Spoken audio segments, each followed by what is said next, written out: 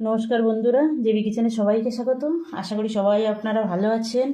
আজ আবার একটা নতুন রেসিপি নিয়ে আপনাদের কাছে চলে আসলাম শেয়ার করার জন্য। আজ বানাবো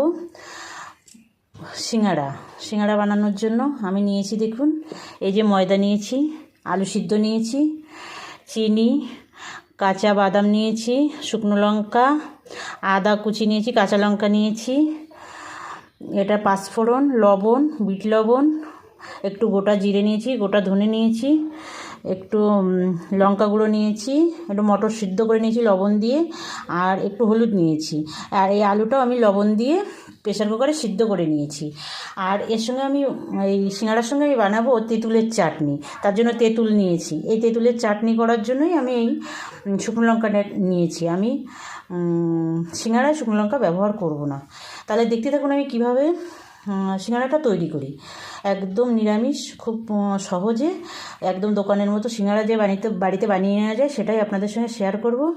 ভিডিওটা না টেনে শেষ পর্যন্ত দেখতে থাকুন। আমি প্রথমে এই তেঁতুলটা ধুয়ে একটু ভিজিয়ে রাখবো, আর এই ময়দাটা মেখে নেব। এই দেখুন আমি তেঁতুলটা ভালো করে ধুয়ে এই যে ভিজিয়ে রেখেছি। এটা দিয়ে তেঁতুলের চাটনি করব, যেটা মিষ্টির দোকানে কিংবা সিঙ্গাড়ার দোকানে দেয় সিঙ্গাড়ার সঙ্গে, সেটার জন্য তেঁতুলের চাটনি কী করে করি আপনারা দেখবেন। খুব সহজ, কিন্তু খেতে দুর্দান্ত লাগে। এবারে আমি ময়দাটা মেখে নেব, তার জন্য আমি এই যে লবণ দিয়ে দেবো স্বাদ মতো, আর সামান্য একটু চিনি দেব, একদম কম, হাফ চামচ মতো চিনি দেবো।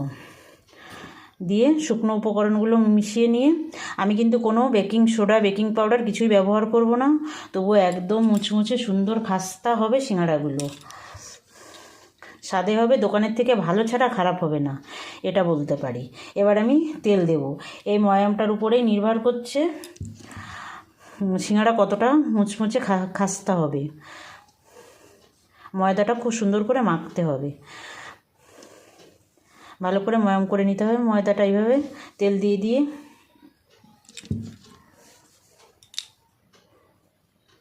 এই দেখুন বন্ধুরা, আমার এই যে ময়দাটা সুন্দর ময়াম করা হয়ে গেছে। কি করে বুঝবেন ময়ামটা সুন্দর হয়েছে কিনা, ঠিকঠাক হয়েছে কিনা, সেটা দেখার জন্য এই যে ময়দাটা এরকম করে মুট করলে দেখুন মুট হয়ে গেছে, আবার এরকম চাপ দিলে ভেঙে যাচ্ছে, তখন বুঝতে হবে যে ময়ামটা ঠিকঠাক হয়েছে। এবার আমি অল্প অল্প করে জল দিয়ে একটা শক্ত ডো তৈরি করব। নরম করা যাবে না, রুটি লুচির মতো অত নরম করা যাবে না, একটা শক্ত ডো তৈরি করতে হবে। ময়দাটা মাখার সময় একটু খেয়াল করতে হবে, তাহলেই সিঙ্গাড়াটা ঠিকঠাক হবে। দেখুন বন্ধুরা, ডোটা একদম রেডি হয়ে গেছে। এবার একটু হাতে তেল নিয়ে এর গায়ে লাগিয়ে ঢাকা দিয়ে রেখে দেবো আধ ঘন্টা। এই যে এইভাবে তেল লাগিয়ে আধ ঘন্টা রেখে দিতে হবে। দেখুন এরকম শক্ত করে ডোটা মাখতে হবে।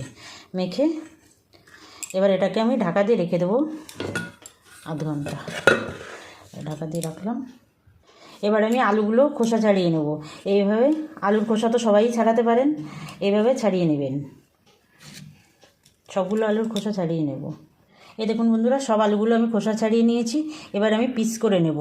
এই দেখুন এইভাবে প্রথমে এভাবে পিস করব।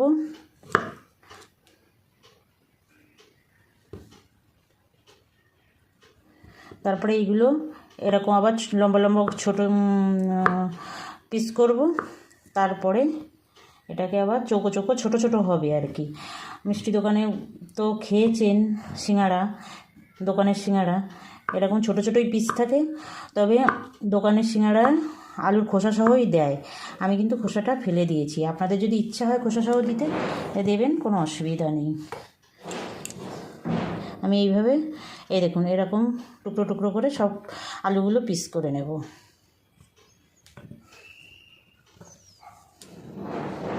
এই যে সব আলুগুলো আমি কেটে নিয়েছি। এবার আমি মশলাটা করে নেব। আপনারা যদি চান যে কাঁচা আলু দিয়ে করবেন, সেটা দিয়েও করতে পারেন। আমি সিদ্ধ আলু দিয়ে করছি, আপনাদের ইচ্ছা হলে কাঁচা আলু দিয়েও করতে পারেন। এই দেখুন বন্ধুরা, কড়াই গরম করে নিয়েছি। আমি সব গোটা মশলাগুলো ড্রাই রোস্ট করে নেব। লঙ্কাগুলো দিয়ে দিলাম প্রথমে। লঙ্কাগুলো একটু ভাজা হলে তারপরে একে একে সব মশলাগুলো দিয়ে আমি একটু শুকনো কড়াইয়ে ভেজে নেব। দেখুন লঙ্কাটা মোটামুটি লাল লাল হয়ে গেছে। আমি এবার 5 ফোড়ন দিয়ে দেবো। 5 ফোড়ন দেবো আমি 1.5 চামচ, ধনে দেবো 1 চামচ, জিরে দেবো 1 চামচ, দিয়ে সব একসঙ্গে আমি ড্রাই রোস্ট করে নেব। এই সময়ে গ্যাসটা একদম লো টু মিডিয়ামে রাখতে হবে। আস্তে আস্তে লো ফ্লেমে মশলাটা ভাজতে হবে। বেশি ভাজলে হবে না, বেশি ভাজলে যদি পুড়ে যায় তাহলে তিতো হয়ে যাবে মশলাটা। সেই জন্য আস্তে আস্তে করে ভেজে নিতে হবে। দেখুন মশলাগুলো সুন্দর ভাজা হয়ে গেছে, একটা সুন্দর সেন্ট বেরিয়ে গেছে, কালারও চেঞ্জ হয়ে গেছে। এবার আমি মশলাগুলো নামিয়ে নেব। দেখুন বন্ধুরা, এবার আমি এই বাদামটা ভেজে নেব। খোসাসহ বাদাম, কাঁচা বাদাম তেলে আমি ভেজে নেব। খোসাসহ বাদামই দেওয়া থাকে দোকানের সিঙ্গাড়ায়, আমি সেই জন্য খোসাসহ বাদামই দিচ্ছি। আপনারা যদি চান খোসা ছাড়াও দিতে পারেন। আর বন্ধুরা, আপনাদের কাছে আমার অনুরোধ, যেসব নতুন বন্ধুরা এখনও আমার চ্যানেলটা সাবস্ক্রাইব করেননি তারা আমার চ্যানেলটা সাবস্ক্রাইব করবেন, আমার পাশে থাকবেন, আমার রান্নাগুলো দেখবেন, লাইক কমেন্ট করবেন, শেয়ার করবেন। আর যেসব পুরনো বন্ধুরা আমার পাশে আছেন, আমার চ্যানেল সাবস্ক্রাইব করেছেন, তাদের অসংখ্য ধন্যবাদ। আমার সঙ্গে থাকবেন বরাবরের জন্য। আর আমার ভিডিওটা না টেনে সবাই শেষ পর্যন্ত দেখবেন। আর বাড়িতে আমি যেভাবে সিঙ্গাড়া তৈরি করছি এইভাবে সিঙ্গাড়া একবার তৈরি করে দেখবেন। আশা করি আপনাদের সবার খুব ভালো লাগবে। দেখুন বাদামগুলো ভাজা হয়ে গেছে, আমি বাদামগুলো তেল থেকে তুলে নেব। এই তেলেই আমি এই যে আদা কাঁচা লঙ্কাটা বেটে রেখেছি, এই আদা কাঁচা লঙ্কা বাটাটা দিয়ে দেবো। আমি এটাতেই পুর বানিয়ে নেব। পুর বানাতে গেলে বেশি তেল দিতে নেই, সেই জন্য আমি এইটুকুতেই করে নেব। আদা কাঁচা লঙ্কাটা একটু ভালো করে ভেজে নেব, কাঁচা গন্ধ যতক্ষণ না যায়। দেখুন বন্ধুরা, আদা কাঁচা লঙ্কা কিন্তু সুন্দর ভাজা হয়ে গেছে, সুন্দর সেন্ট বেরিয়ে গেছে। এবার আমি এই যে কুচিয়ে রাখা আলুগুলো দিয়ে দেবো, সিদ্ধ করা আলু দিয়ে মিশিয়ে দেব। স্বাদ মতো লবণ দেব। লবণটা একটু বুঝে দেবেন। সিঙ্গাড়ার পুরে কিন্তু লবণ বেশি হলে ভালো লাগে না খেতে। সামান্য একটু হলুদ দেব। হলুদও বেশি দেব না, কারণ সিঙ্গাড়ার তরকারিটা কিন্তু ফুড কালার হয় না। 1/2 চামচ মতো চিনি দেব। চিনিটা আপনারা আপনাদের স্বাদ মতো দেবেন, বেশি কম করে দেবেন, কোনো অসুবিধা নেই। ভেজে গুঁড়ো করে নেওয়া মশলা থেকে আমি 1 চামচ দিয়ে দেব। 1 চামচের একটু বেশিই দিলাম, 1.5 চামচ মতো দিলাম, দিয়ে মিশিয়ে দেব। এবার আমি সিদ্ধ করে রাখা মটরগুলো দিয়ে দেবো। বন্ধুরা, এখানে কিন্তু একটু জলের ব্যবহার করা যাবে না, একদম ভাজার উপরেই রাখতে হবে পুরটা বানানোতে।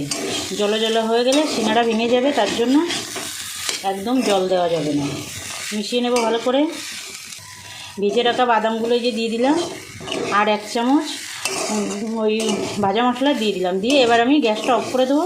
পুরটা একদম রেডি হয়ে গেছে। আধ ঘন্টা হয়ে গেছে। এবার ময়দাটা আর একটু ঠেসে ঠেসে মেখে আমি লেচি কেটে নেব। ময়দা থেকে লেচি কেটে নিয়েছি। এবার একটা লেচি বেলে নেব। সবকটা লেচিই বেলবো, কিন্তু একটা লেচি বেলে দেখিয়ে দিচ্ছি কীরকম মোটা বেলতে হবে। কোনো ময়দা তেল কিছুই লাগবে না, এমনিই বেলা যাবে। একটু লম্বা আকৃতির রুটি বেলে নিতে হবে। এই দেখুন বন্ধুরা, এরকম লম্বা আকৃতির বেলে নিতে হবে। আর এরকম মোটা রাখতে হবে, রুটি পরোটার থেকে একটু পুরু রাখতে হবে। এবার ছুরি দিয়ে এটা কেটে নেব। একটা লেচি থেকে 2টো করে সিঙ্গাড়া হবে। এই মাছ বরাবর কেটে নেব। এবার যে সাইডটা কেটেছি ওই সাইডে আমি জল লাগিয়ে দেব। জল লাগিয়ে দিলে এটা সুন্দর চিপকে যাবে, তাহলে খোলার সম্ভাবনা থাকবে না। এবার এরকম আমি পানি যেরকম খিলি করে এরকম খিলি তৈরি করে দেবো। এই যে এইভাবে দেখুন করে, এই যে সুন্দরভাবে এটা চেপে চেপে লাগিয়ে দেবো। এই যে সুন্দর লাগিয়ে দেবো। এই লাগিয়ে দিলাম। এবার আমি পুর দিয়ে দেবো।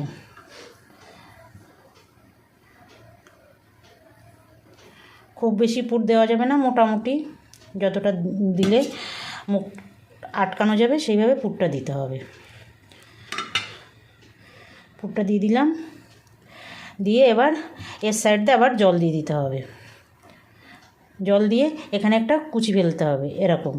এই কুচিটা ধরে এই যে এই জোড়ার সঙ্গে লাগিয়ে দিতে হবে, লাগিয়ে দিয়ে এই যে এইভাবে মুখটা আটকে দিতে হবে। এই দেখুন সুন্দর সিঙ্গাড়া হয়ে গেল, কোনো সমস্যা নেই, আর কোনো না পারার কোনো ব্যাপারও নেই, একদম সহজ। এই যে সব এই যে রেখে দিলাম। দেখুন আরও একটা সিঙ্গাড়া দেখিয়ে দিচ্ছি। এই যে পুর ভরে নিয়েছি, জল লাগিয়ে নিলাম, এখানে একটা কুচি মতো এরকম দিতে হবে, দিয়ে এটাকে টেনে এনে এর সঙ্গে লাগিয়ে দিতে হবে। এই যে দেখুন কত সুন্দর এই যে হয়ে গেল। এই যে একদম দোকানের মতো ডিজাইনের সিঙ্গাড়া হয়ে গেল। এই যে এরকমভাবে বসিয়ে রাখলে হয়ে গেল। দেখুন সব সিঙ্গাড়াগুলো বানিয়ে নিয়েছি, এবার ভেজে নেব। সিঙ্গাড়াগুলো ভাজার জন্য বেশ খানিকটা তেল দিয়ে দেবো, কারণ এটা ডিপ ফ্রাই করতে হবে, তার জন্য। তেলটা মোটামুটি গরম হয়ে গেছে, এবার সিঙ্গাড়াগুলো দিয়ে দেবো। একদম খুব গরম করা যাবে না। এই দেখুন একটু উঠছে, জাল উঠছে তেলের মধ্যে সামান্য, এই টাইমে আমি সিঙ্গাড়াগুলো দিয়ে দেবো। আর এই সিঙ্গাড়াগুলো ভাজা হতে হতে আমি তেঁতুলটা ভিজিয়ে রেখেছিলাম, ওই তেঁতুলের কাতটা বের করে নেব। দেখুন বন্ধুরা, সিঙ্গাড়াগুলো আমার 80% ভাজা হয়ে গেছে। এবার তুলে নেব, আবার পরে 20% ভেজে নেব, কারণ একবারেই পুরোটা ভাজলে মুচমুচেটা কিন্তু খুব ভালো আসে না, তার জন্য এটা আমি তুলে নেব। দেখুন একটা সিঙ্গাড়াও আমার ভেঙেও যায়নি, খুলেও যায়নি, কত সুন্দর হয়েছে দেখুন। সাইডের উনুনে সিঙ্গাড়াগুলো ভাজতে দিয়ে এই উনুনে আমি তেঁতুলের চাটনিটা করে নেব, তার জন্য একটু সাদা তেল দিয়ে দিলাম।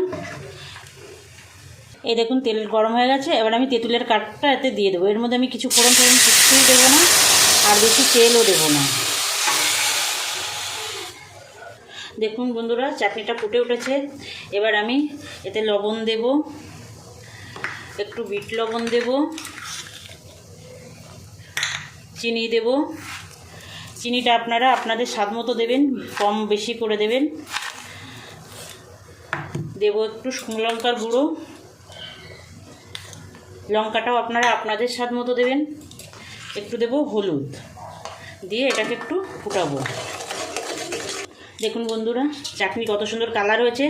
এবার এতে দিয়ে দেবো 1.5 চামচ এই যে ভাজা মশলা করে রেখেছিলাম, সেই ভাজা মশলাটা।